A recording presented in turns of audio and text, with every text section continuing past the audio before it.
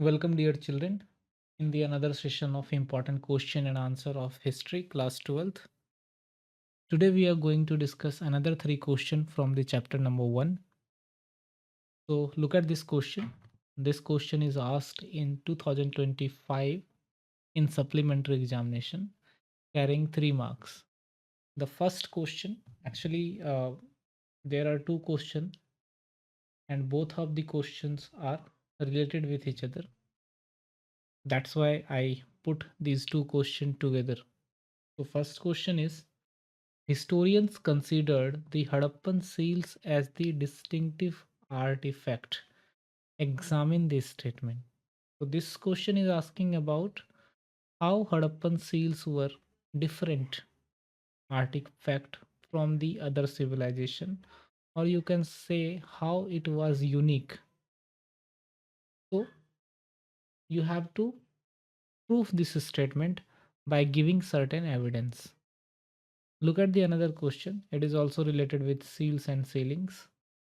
So this question is asking, explain why seals and sealings were used by the Hadappans. So basic purpose is how the seals and sealings were used and what purpose does it serve during the Hadappans time. So let's discuss one by one. So the first question is about the how it was different artifact from the modern time as well as at that time in another civilization, right?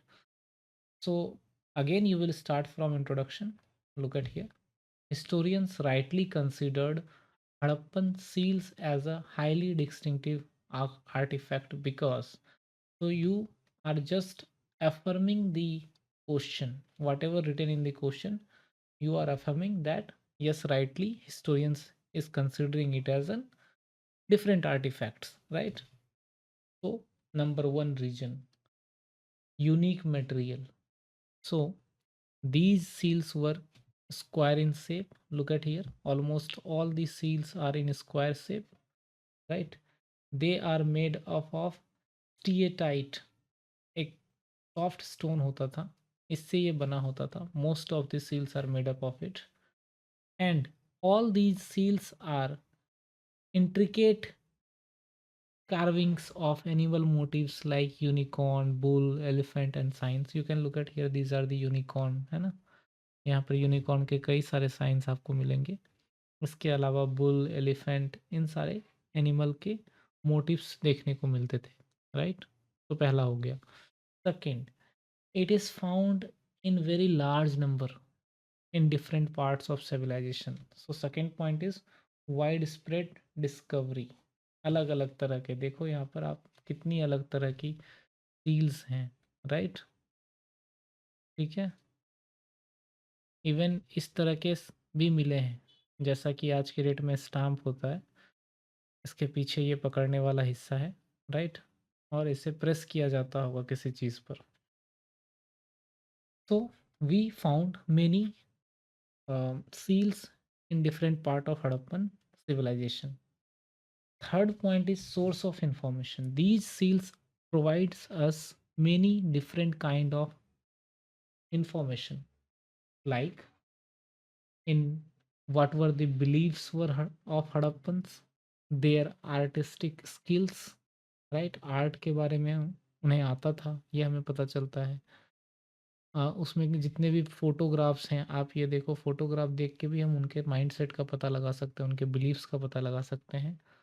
और कहीं न कहीं इस तरह के मोहर अगर हैं, जिसमें कि पीछे से पकड़ा जाना वाला अ, पकड़ा जा सके ऐसा मोहर है, तो इसका मतलब है कहीं न कहीं इसका इकोनॉमिकली एक्टिविटी के लिए भी यूज़ किया जाता होगा, right? And the last point is uniqueness. All these seals are very unique. This kind of seals were not found in any other civilization of at that time, like Egypt, right? तो में काफ़ी सारे अलग-अलग material का इस्तेमाल हुआ है, इसके स्टाइल्स अलग-अलग हैं, है ना? आइकोनोग्राफी देख लीजिए, अलग-अलग है, राइट? ठीक है? और डिफरेंट काइंड ऑफ फोटोग्राफ्स भी इसमें देखने को मिलते हैं. So that's why we can say that these Harappan seals are distinctive artifact. Coming to the next question, again it is related with the seals and sealing. It is asking कि हड़प्पन इसका इस्तेमाल कैसे करते थे। ठीक है, तो कई सारे हिस्टोरियंस का ये मानना है कि ये जो सील होता था इसको लॉन्ग डिस्टेंस कम्युनिकेशन में यूज़ किया जाता था। राइट, एक बैग को जिसमें कि गुड्स रखे जाते थे उसके माउथ को क्लोज किया जाता था और वेट क्ले उस पर एफिक्स करके उसको अच्छे से बांध के फिर उसके ऊपर सीलिंग प्रेस की जाती थी ताकि जब भी बैग को दूसरी जगह भेजा जाए तो इससे वो कंप्रोमाइज्ड ना हो। तो look at this video. Right, आप देख पाएंगे कि इसमें किस तरह से सील रख के बैग के ऊपर उसे सील प्रेस किया जाता था ताकि ये कोई कंप्रोमाइज़ ना कर सके बीच में। Right, coming to the next one, this was the identity marking, you can say इससे आइडेंटिफिकेशन का पता चलता था। राइट, जैसा कि आज के डेट में भी होता है, कई सारे लोगो आपने देखे होंगे, उसमें एक जगह पर उस कंपनी का नाम लिखा होता है। राइट, उसकी लोगो होती है और जगह का भी नाम लिखा होता है कि कहाँ पर वो लोकेटेड है। राइट, और इसकी वजह से हमें ट्रेड ऑथराइजेशन का भी पता चल सकता है, उसकी क्वालिटी का। राइट, कि किसने भेजा है। राइट, जैसे कि आज की डेट में देखो कई सारे इस तरह के ISO 9001 के सील आपको देखने को मिलते हैं। It certify the quality of product. So do you think that such kind of things were happening at that time also? Yes, it is possible. Right, ठीक है, कितनी क्वांटिटी है, क्या क्वालिटी है गुड्स की।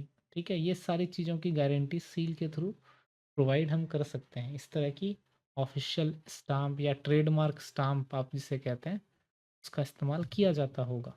राइट, तो ये 3 तरीके हैं जिसके थ्रू हम सील्स और सीलिंग्स के इस्तेमाल कर सकते हैं। पहला लॉन्ग डिस्टेंस कम्युनिकेशन, दूसरा आइडेंटिफाइंग द सेंडर, राइट, और the identifying mark of a person, or it can also be used as a trade authorization कि गुड्स की क्वालिटी, क्वांटिटी, राइट, इन सारी चीज़ों का पता चलता होगा। Coming to the next question, this question is about drainage system of Harappan city. Right, it is simply asking कि how the drainage system of Harappan cities indicate town planning. तो आपको ड्रेनेज सिस्टम के बारे में इसमें एक्सप्लेन करना है सिंपली। आप देख सकते हैं कि आप सभी को पता है कि वहाँ की जो ड्रेनेज थी वो मोर्टार सेट ब्रिक्स से बनी होती थी। राइट, लाइमस्टोन और लार्जर ब्रिक्स से इसे कवर भी किया जाता था ताकि जब भी क्लीनिंग की ज़रूरत हो उसे लिफ्ट किया जा सके। ये जो ड्रेन होते थे वो स्ट्रीट को फॉलो करते थे and they were following grid structure. Right, at right angle triangle, sorry right angle, you can look at here. Houses were build and laid out only after the drainage system was planned. ऐसा देख के लगता है कि पहले drainage system plan किया जाता था फिर उसके बाद घर बनाए जाते थे। हर एक घर से जो ड्रेन होती थी वो कनेक्टेड होती थी विद दी स्ट्रीट ड्रेन, और जो सॉलिड मैटर होता था उसके लिए संप बनाए जाते थे जहाँ पर कि वेस्ट मटेरियल इकट्ठे होते थे और उन्हें ड्रेन से बाहर निकाला जाता था। तो all these things are suggesting that Hadappans were having very good town planning, right? Even they were very much aware about the cleanliness, है ना? तो लुक एट दिस फोटोग्राफ। जिस तरह से यहाँ पर आप घर देख सकते हैं, घर के बगल में ड्रेनेज हुआ करती थी। राइट, और हर घर के जो ड्रेनेज जो निकलती थी वो मेन ड्रेनेज में मिलती थी। राइट, इस तरह के आपको देख रहे हैं ये क्या है, ये कवर्ड है। ठीक है, इसको उठाकर नाले को साफ़ किया जा सकता है। And this is the sump जहाँ पर कि कचरे इकट्ठे हुआ करते थे और इन्हें बाहर निकाला जाता था कवर को हटा के। Then this is the connected drains, घर से बाहर निकलती हुई ड्रेन जो कि स्ट्रीट के बाहर जो ड्रेन्स है उसमें मिली हुई है। राइट, और सामने राइट यहाँ पर जो भी पानी आ रहा है इधर से आ रहा है, ये सभी मेन ड्रेनेज में मिला हुआ है। Okay, so this was the drainage system of Harappan civilization. Now coming to the next question, that is, explain the role of various archaeologists in the discovery of Harappan civilization. Discovery of Harappa या Harappan civilization. तो ये question 8 marks का है और ये पूछा गया है 2024 मेन एग्जामिनेशन में, राइट। Let's discuss it. आपको कुछ आर्कियोलॉजिस्ट का नाम याद रखना है, ठीक है। सबसे पहले again introduction. Several archaeologists played key roles in the discovery and understanding of Harappan civilisation. सबसे पहले जो नाम आता है वो है अलेक्जेंडर कनिंघम का। He was the first director general of archaeological survey of India. He was the first director general, right. उन्होंने एक्सकवेशन कंडक्ट किया था during the time of 19th century, but he failed to grasp the significance of that excavated artifacts। जो उन्होंने सामान ज़मीन के नीचे से निकाले, राइट, वो उसको समझ नहीं पाए। और हमेशा उन्होंने ये कोशिश की कि वो जो सामान निकला है उसको 6th सेंचुरी BC से लेकर के 6th सेंचुरी CE के दौरान जो इवेंट हुए थे हमारे हिस्ट्री में उनसे रिलेट करके देखें, बट वो गलत थे। उन्हें ऐसा लग रहा था कि इंडियन हिस्ट्री ही 600 BC के आसपास से शुरू होती है, और वो हमेशा इन सारे जो आर्टिफैक्ट्स हैं उनको मैच करने की कोशिश कर रहे थे with the written source written by Chinese pilgrims, right. तो ऑब्वियसली उन्होंने इसको कनेक्ट नहीं कर पाए हड़प्पन सिविलाइजेशन से, but he was the first one who excavated the artifacts. Second one was John Marshall. ये भी एक डायरेक्टर जनरल थे ASI के, और इन्होंने ही अनाउंस किया था, ठीक है, 1924 में, कि हमने एक नई सिविलाइजेशन ढूंढ ली है जिसे हम कहेंगे इंडस वैली सिविलाइजेशन। बट इनकी गलती ये थी कि he excavated horizontally ignoring the stratigraphy, है ना। तो ये स्ट्रैटिग्राफी क्या होता है अभी जस्ट मैं आपको बताऊंगा इन द नेक्स्ट, जब हम डिस्कस करेंगे व्हीलर के बारे में, राइट। इसके अलावा कुछ इंडियन नाम भी हैं, दयाराम साहनी हैं, राखल दास बनर्जी हैं। ये मेन आर्कियोलॉजिस्ट थे जो फील्ड पे जाके काम किया था। इन्होंने कई सारे सील्स एंड आर्टिफैक्ट्स ढूंढे थे, राइट, 1920s के दौरान, ठीक है। तो ये दोनों का नाम आप याद रखेंगे and simply you will write about them that they are working at the field and they explored the sites and found many seals in the Harappan sites. Now, R.E.M. Wheeler, he was also an archaeologist and he played important role in 1944 as an Director General of ASI. Why? Because he did not uh, excavate the land horizontally, right? He rectified the marshals excavation, right. उन्होंने कहा कि martial जो हैं उन्होंने गलती की कि उन्होंने हॉरिजॉन्टली एक्सकवेट किया। उन्होंने कहा कि हर एक मिट्टी की जो लेयर होती है उसकी लाइनिंग अलग अलग होती है, राइट। ज़रूरी नहीं है कि वो अगर एक जगह पर है तो वो एक ही टाइम पीरियड का होगा, ठीक है। मार्शल ने क्या किया था, सारे ज़मीन को एक लाइन खींच दिए और कहा कि अगर यहाँ पर कोई सामान मिला है तो भी वो उसी टाइम पीरियड का होगा, यहाँ पर भी मिला है तो उसी टाइम पीरियड का होगा। लेकिन आप यहाँ पर देख सकते हैं इस फिगर में कि लैंड की जो मिट्टी होती है वो बिल्कुल एक साथ डिपॉजिट नहीं होती है, अलग अलग लेयर्स होते हैं। यहाँ पर देखिए ये A2 लेयर है, तो इसकी टाइम पीरियड सेम होगी। यहाँ पर जो भी सामान होगा चाहे वो इतनी गहराई में भी क्यों ना हो, सारे सामान की टाइम पीरियड क्या होगी, आर्टिफैक्ट की एक होगी। यहाँ पर अगर कोई सामान मिला और यहाँ पर कोई सामान मिला तो भी इनकी टाइम पीरियड एक ही होगी। क्यों? क्योंकि जो यहाँ की ज़मीन होगी पहले से वो कैसा होगा, ऊंचा नीचा होगा। दैट्स वाई इनको एक ही टाइम पीरियड में कंसीडर किया जाता है, राइट, ठीक है। तो ये थे R.E.M. व्हीलर, तो इनके बारे में आपको लिखना है। इसके बाद when we got independence there were many archaeologists who played a vital role in Indian Harappan sites like B.B. Lal, S.R. Rao, M.R. Mughal. They continued exploration after 1947, ठीक है। तो कई सारे साइट्स उन्होंने एक्सकवेट किए जैसे लोथल, धोलावीरा, राखी गढ़ी, जो कि इंडिया के बहुत इंपॉर्टेंट साइट्स। काफ़ी सारी इन्फॉर्मेशन हमें यहाँ से मिली। So this is the archaeologists who played very vital role in exploring the Harappan sites. And the last question of today, explain the strategy used by archaeologists to understand socio-economic difference among the Hadappans. अब ये question पिछले 4-5 सालों में तो नहीं पूछा गया, but it is very important, that's why I put it here. Simple सा क्वेश्चन है कि आर्कियोलॉजिस्ट को ये कैसे पता लगता है कि उस समय सोसाइटी में डिफरेंसेस थे इकोनॉमिक के बेस पे या फिर सोशल नॉर्म्स के बेस पे। तो आर्कियोलॉजिस्ट कई सारी स्ट्रेटेजी फॉलो करते हैं। सबसे पहला जो इम्पोर्टेंट स्ट्रेटेजी है वो बरियल देखना, मतलब जहाँ पर उन्हें दफनाया जाता था उनको खोद के देखना।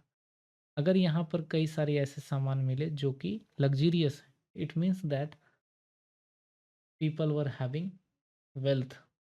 और अगर कहीं पर कोई बरियल में कुछ भी नहीं मिला या फिर बहुत पुराने या फिर ऐसे सामान मिले जो कॉमन है, तो हम कह सकते हैं कि वहाँ पर ये वाला जो है ये रिच है और दूसरा वाला जो है वो पुअर है। ये हमें शो करता है कि उस समय सोसाइटी रिच एंड पुअर में डिवाइडेड थी, राइट। ठीक है, तो वही यहाँ पर लिखा हुआ है कि डेड को यूजुअली पिट में लिटाया जाता था, गड्ढे में, राइट।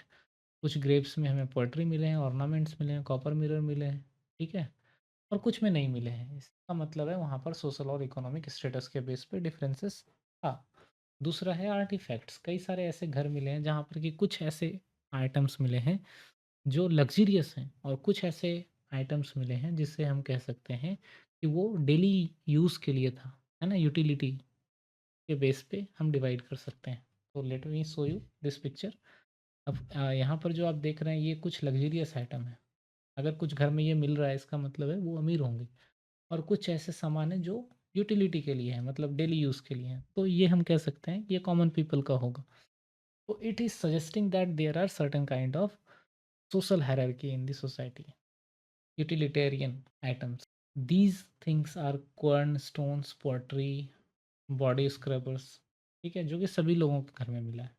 कुछ लग्जरी आइटम्स भी मिले हैं हमें, जैसे कॉस्टली नॉन लोकल मटेरियल, ऐसे सामान जो दूसरी जगह से आए हैं, हमारी कंट्री में नहीं मिलते थे, इम्पोर्ट किया गया है, राइट, जैसे पेन स्पॉट, ऑर्नामेंट। तो ये हमें सजेस्ट करता है कि वहाँ पर हायर सोशल स्टेटस भी है, ठीक है। So thank you for today, rest we will discuss in next class.